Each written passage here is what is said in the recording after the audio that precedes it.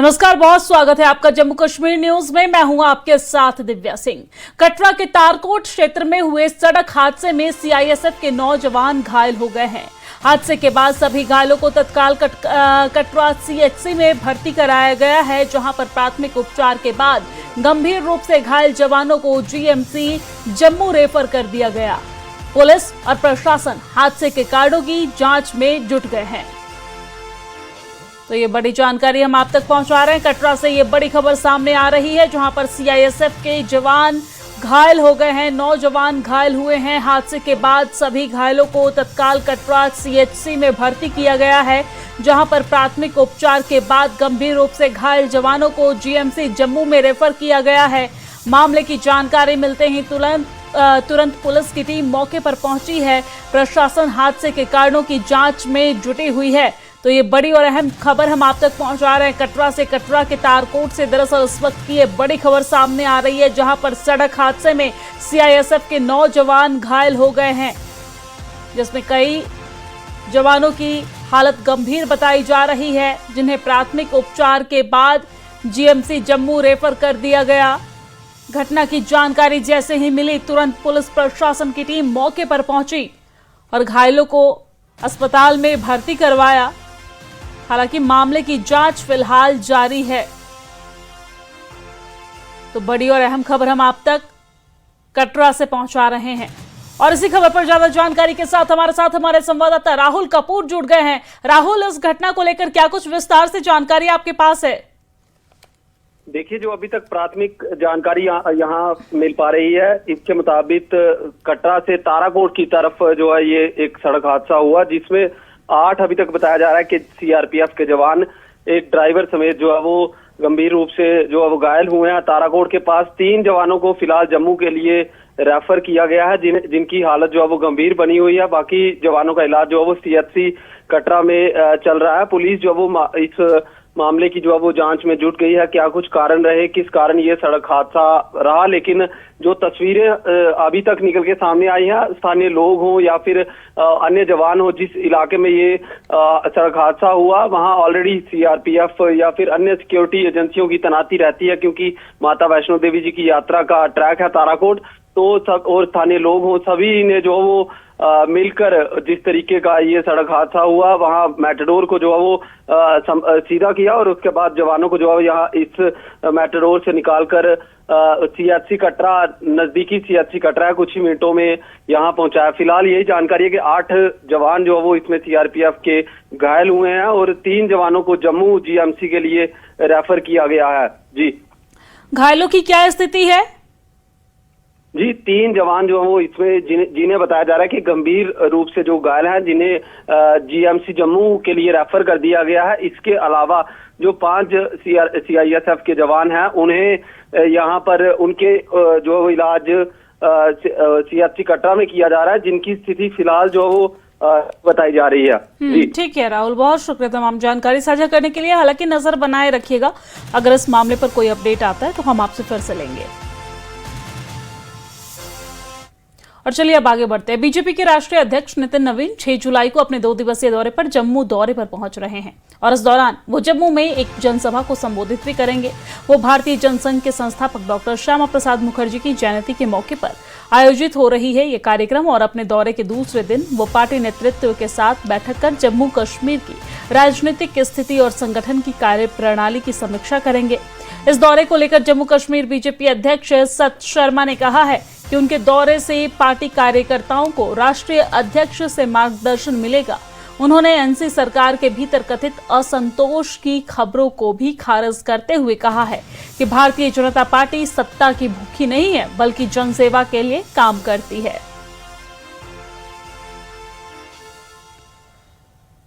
BJP के national president Nitin नवीन 6 तारीख यानी कि 6 जुलाई को जम्मू कश्मीर के 2 दिन के दौरे पे पहुंच रहे हैं। बहुत ही इंपॉर्टेंट दौरा है। पहली बार वो जम्मू कश्मीर का दौरा कर रहे हैं जब से वो प्रेसिडेंट बने हैं, नेशनल प्रेसिडेंट बने हैं बीजेपी के। इस पर बात करने के लिए मेरे साथ हैं जम्मू कश्मीर बीजेपी के प्रेसिडेंट और राज्यसभा मेंबर सतपाल शर्मा। न्यूज़ 18 से बात करने के लिए बहुत बहुत शुक्रिया। पहला दौरा है उनका, 2 दिन यहाँ प्रवास करेंगे, बहुत सारे कार्यक्रम हैं। इस दौरे को आप किस तरह से लेते हैं? देखिए, देश भर में नितिन जी का जाना हो रहा है अध्यक्ष। हालांकि जब प्रभारी के तौर पर युवा मोर्चा में थे जम्मू कश्मीर के, तो उनका लगातार यहाँ पर प्रवास रहता था, लेकिन अध्यक्ष बनने के बाद पहली बार वो यहाँ पर आ रहे हैं। हम लोग चाहते हैं कि उनका मार्गदर्शन हमें मिले और इसी के लिए अलग अलग बैठकों का जो है सिलसिला जारी रहेगा। क्या संदेश लेकर वो यहाँ पे आ रहे हैं? देखिए, श्यामा प्रसाद मुखर्जी ने अपनी जान की बाजी लगाई थी, जान निछावर की थी, शहादत यहाँ पर पाई थी। देश में दो विधान नहीं रह सकते, दो प्रधान नहीं रह सकते, दो संविधान नहीं रह सकते। 23 जून को उनका शहादत दिवस था। कश्मीर में हम लोगों ने भव्य कार्यक्रम के रूप में मनाया, लोगों के बीच में जाकर, वहीं जहाँ पर उनकी हत्या की गई थी, जहाँ पर उन्होंने शहादत पाई थी। लेकिन उससे बाद 6 जुलाई को उनका जन्मदिन आता है। इस जन्मदिन को भी हम लोग भारी धूमधाम से मनाते हैं और मेरा सौभाग्य है कि इस बार उस कार्यक्रम में शामिल होने के लिए हमारे राष्ट्रीय अध्यक्ष जी आ रहे हैं। इस कार्यक्रम के माध्यम से लोगों के बीच में, देखिए आज बंगाल भी हमारे पास है, उसी बंगाल में पैदा होकर उन्होंने यहाँ पर आकर शहादत दी। बंगाल हमारे पास है, कश्मीर हमारे पास है, पूरा भारतवर्ष आज एक समृद्ध सोच के साथ आगे जो है वो बढ़ रहा है। एक बीज जो उस वक्त श्यामा प्रसाद मुखर्जी जी ने बोया था, नरेंद्र भाई मोदी जी के नेतृत्व में देश जो है वो लगातार से, क्योंकि वो उस टाइम दौरा कर रहे हैं जबकि बहुत सारी चर्चाएं आ रही है कि नेशनल कॉन्फ्रेंस में सब कुछ ठीक नहीं है। और अभी डिप्टी चीफ मिनिस्टर राजौरी और पुंछ के दौरे पर गए थे, वहाँ एक भी एमएलए उनके साथ नहीं आए। और जो मेरी एमएलए से वहाँ बात हुई, उनका ये कहना था कि हम अब ज़्यादा वेट नहीं कर सकते। तो क्या बीजेपी कोई खेला करने जा रही है और क्या इस दौरे से उसमें हरी झंडी लगने वाली है? देखिए, मुझे नहीं समझ आता कि आप कहाँ से क्या क्या क्वेश्चन निकालते हैं। सुमीर जी, हम लोग विपक्ष में हैं, विपक्ष की भूमिका निभा रहे हैं। सड़कों के ऊपर हमारे कार्यकर्ता हैं, संसद में मैं वहाँ पर अपनी टीम के साथ हूँ, यहाँ पर हमारे विधायक जो हैं वो असेंबली में लड़ रहे हैं। आप ये मानकर चलिए कि हम लोग कभी ऐसी राजनीति नहीं करते। मेरा सवाल सीधा है और मैं चाहता हूँ सीधा जवाब। अगर कोई अगर जो नाराज़ लोग उनसे हैं, जो विधायक नाराज़ हैं अपनी पार्टी से, अगर वो आपके साथ आना चाहते, क्या उनको आप वेलकम करेंगे? समीर जी, भारतीय जनता पार्टी अपना परिवार के साथ काम कर रही है, एक विपक्ष के तौर पर काम कर रही है। काम हम लोग करते रहेंगे। वो उनके विधायक हैं जो सुखी नहीं है, वो जाने, उनका काम जाने।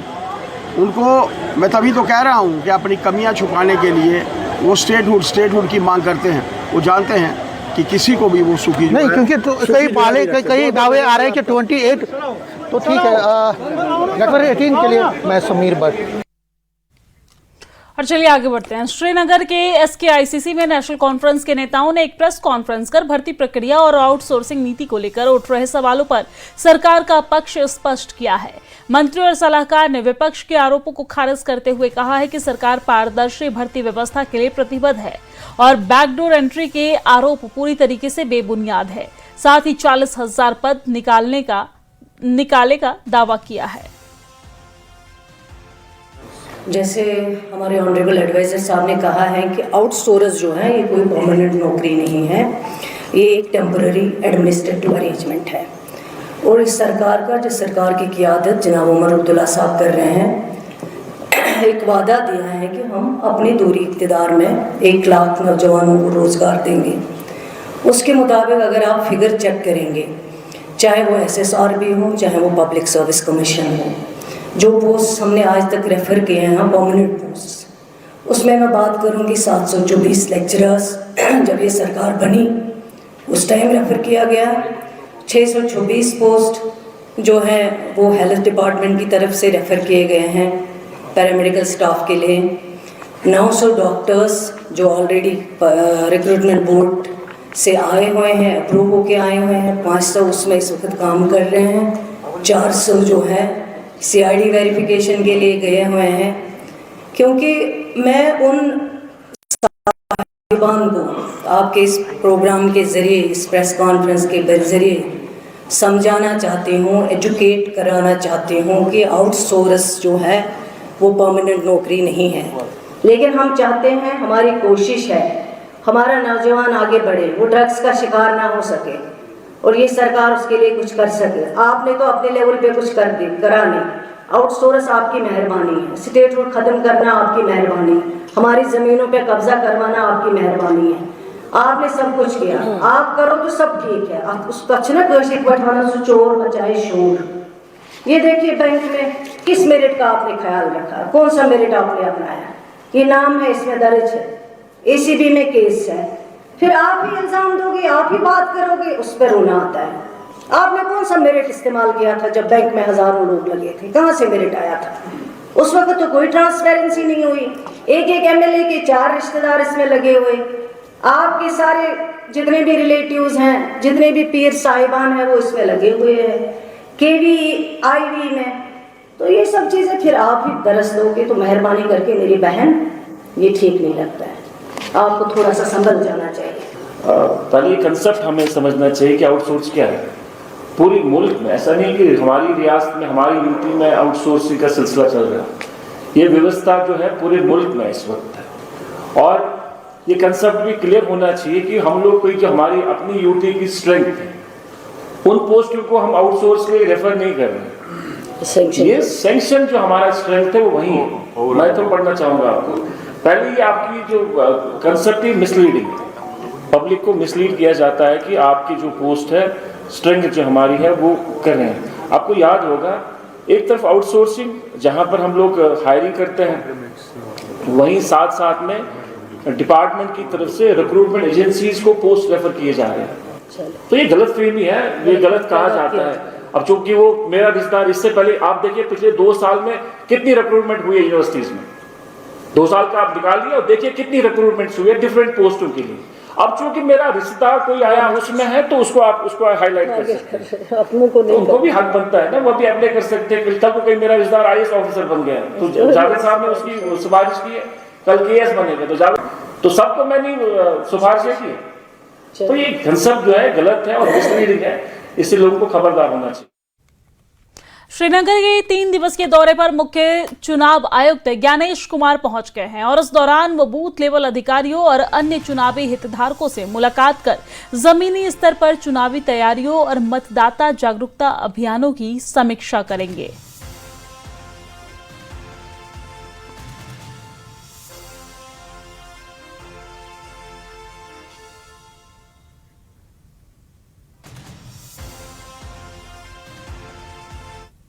अनंतनाग से कांग्रेस ने छात्रों की गूंज अभियान की शुरुआत की है और यह अभियान नीट पेपर लीक मामले और शिक्षा व्यवस्था से जुड़ी चिंताओं को लेकर शुरू किया गया है।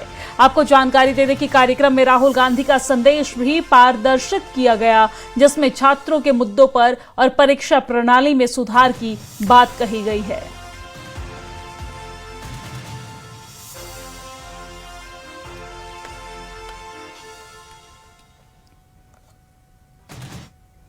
जम्मू में बीजेपी की कोर ग्रुप बैठक के बाद वरिष्ठ नेता रविंदर रैना ने उमर अब्दुल्ला के नेतृत्व वाली सरकार पर तीखा हमला बोला है। उन्होंने सरकार को भ्रष्ट और विफल सरकार करार देते हुए कहा कि जनता चुनावी वादों के पूरे न होने से काफी निराश है।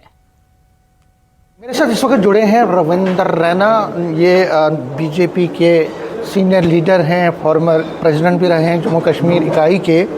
न्यूज़ 18 से बात करने के लिए बहुत बहुत शुक्रिया। बहुत बहुत धन्यवाद जनाब, मेहरबानी। जो इस वक्त की सियासी हालात हैं, पहले उनसे बात करूंगा। और जो पहला सियासी हालात ये है कि मोदी हुकूमत के 12 साल बेमिसाल और केंद्रीय मंत्री माननीय डॉक्टर जितेंद्र सिंह साहब का एक 12 साल का जो विकास यात्रा है उनके संसदीय क्षेत्र का, उसका आज अनावरण उद्घाटन एक पुस्तिका के माध्यम से किया गया है। बुक रिलीज़ की गई है कि डॉक्टर जितेंद्र सिंह साहब ने 12 सालों में खासकर उधमपुर डोडा पार्लियामेंट्री कॉन्स्टिट्यूंसी में क्या शानदार काम किए हैं, और इसी प्रकार के कार्य बाकी के मेंबर पार्लियामेंट्स भी इसको ले रहे हैं। 12 साल देश के इतिहास में, जम्मू कश्मीर के इतिहास में जो विकास कार्य हुए हैं, गजब के काम हुए हैं, लाजवाब काम हुए। लेकिन कहीं ना कहीं जो आपने कहा एक गाथा लिखी गई है, धारा 370 हटने के बाद भी बहुत सारा काम हुआ है। क्या आपको लगता है जो मेन हुआ है इन सालों में, अगर जम्मू कश्मीर की बात? जम्मू कश्मीर के अंदर आज आप देखो अमन, शांति, खुशहाली, भाईचारा है। एक दौर था कि जम्मू कश्मीर बड़े मुश्किल तरीन दौर से गुजरा है। एक दौर था कि जम्मू कश्मीर में बम, बंदूक, पिस्तौल, गोलियां और ग्रेनेड यही शोर सुनाई देता था। एक दौर था कि जम्मू कश्मीर में हड़तालों का दौर था, कत्लेआम था, और आज अमन, शांति, खुशहाली है। रात के 2 बजे तक भी लाल चौक में टूरिस्ट विज़िट करते हैं। आज डेवलपमेंट अगर आप देखेंगे तो रेल कनेक्टिविटी पूरे भारत से कश्मीर को जोड़ी गई है। एक्सप्रेस हाईवेज, टनल्स, हाईवेज, प्रधानमंत्री सड़क योजनाएं, प्रधानमंत्री गरीब कल्याण योजनाएं, इसी तरीके से स्कॉलरशिप स्कीम्स, जनधन योजनाएं, अनेक कार्य, किसान सम्मान निधि, बहुत बड़े पैमाने पर काम हुए हैं, जिसका लाभ आम जनमानस, गरीब जनमानस मोदी साहब की हुकूमत से फ़ायदा ले रहा है। पूरे देश के साथ साथ जम्मू कश्मीर भी खुशहाली की ओर बढ़ा है इन 12 साल। लेकिन बीजेपी के जो अपोनेंट्स हैं, आपके जो अपोनेंट्स हैं जम्मू कश्मीर में भी, वो लगातार कह रहे हैं कि कोई काम इतना ज़्यादा नहीं हो रहा है। वो अनएम्प्लॉयमेंट की बात कर रहे हैं। वो कह रहे हैं कि जो डेमोक्रेटिक इंस्टीट्यूशंस हैं उनको हाईजैक कर दिया गया है। बहुत सारी चीज़ें वो कहते हैं। देखिए, जम्मू कश्मीर के अंदर अगर आप देखेंगे तो आज जिस पैमाने पर, जिस बड़े पैमाने पर लार्ज स्केल डेवलपमेंट हो रही है, इंफ्रास्ट्रक्चर डेवलपमेंट हो रहा है, आज भी लगभग 7,000 करोड़ के काम सिर्फ बॉर्डर एरियाज में, वाइब्रेंट बॉर्डर विलेज के हैं। हजारों लाखों करोड़ के प्रधानमंत्री सड़क योजना के काम, लाखों करोड़ों के काम जो है वो हाईवेज, एक्सप्रेस हाईवेज के चल रहे हैं। इसी तरीके से ग्रामीण विकास को देखेंगे, अर्बन शहरी डेवलपमेंट को देखेंगे, बहुत बड़े पैमाने। बारामूला के डाक बंगले में नेशनलिस्ट कांग्रेस पार्टी की ओर से यूथ कन्वेंशन का आयोजन किया गया और इस कार्यक्रम में जिले भर से पार्टी कार्यकर्ता और युवा बड़ी संख्या में शामिल हुए हैं। कार्यक्रम में युवाओं के सशक्तिकरण और उनके हितों को लेकर पार्टी की प्रतिबद्धता दोहराई गई है।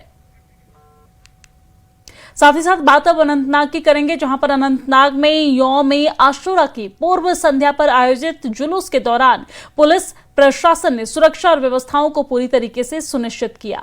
इस मौके पर एसएसपी अनंतनाग अमोद अशोक नागपुरे ने जुलूस में शामिल होकर आजाददारों के साथ मुलाकात की है और उन्हें पानी और शरबत भी उनके बीच वितरित किए।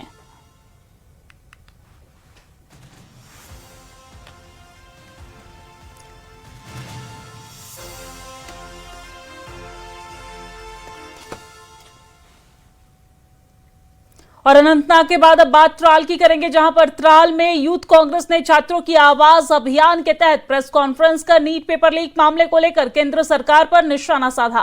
कांग्रेस नेताओं ने परीक्षा प्रणाली में पारदर्शिता की मांग करते हुए कहा है कि छात्रों के अधिकारों की लड़ाई आगे भी जारी रहेगी।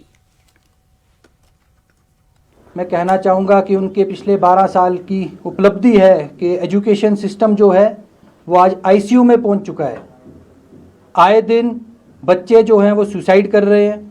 पेपर लीक की घटनाएं तो ऐसे हो रही है कि नलके से जिस तरह पानी टपकता है वैसे सरकार के अंदर जो वो पेपर लीक हो रहे हैं। एनटीए का गठन जब से हुआ है, ये एनटीए नेशनल टेस्टिंग एजेंसी नहीं है, ये नेशनल ट्रॉमा एजेंसी बन के रह गई है। माँ बाप के लिए, उन बच्चों के लिए, उन परिवारों के लिए जो दिन रात अपने बच्चों को माँ बाप जो है वो कोचिंग्स के लिए भेजते हैं, उन पे पैसा लगाते हैं, बच्चे दिन रात पढ़ाई करते हैं, ना खाना देखते हैं, ना पीना देखते हैं, खेल कूद से दूर होके सिर्फ इस आशा और उम्मीद से कि वो डॉक्टर बनेंगे और उसके बाद लोगों की खिदमत करेंगे, अपना पेट पालेंगे, अपने घर वालों को पालेंगे। पर होता क्या है, पेपर होने से पहले ही पेपर लीक कर दिया जाता है।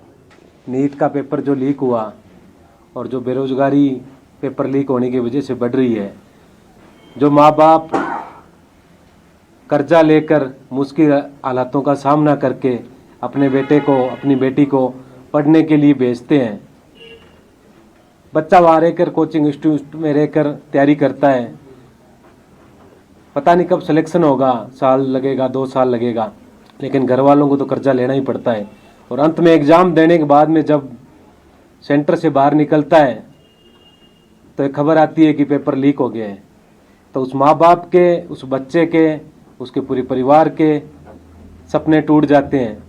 ये कैंपेन कॉलेज, यूनिवर्सिटी और जहाँ भी स्टूडेंट्स एरिया है, जहाँ भी हमारे युवा बेरोजगारी की वजह से जो पीड़ित हैं, हम उनके बीच में रहेंगे और उम्मीद है कि पूरे भारतवर्ष में इस कैंपेन को अच्छा समर्थन मिलेगा और धर्मेंद्र प्रधान का इस्तीफा जल्द से जल्द, जो कुंभकर्ण की नींद में मोदी जी सोए हुए हैं, वो जल्द से जल्द उसका इस्तीफा।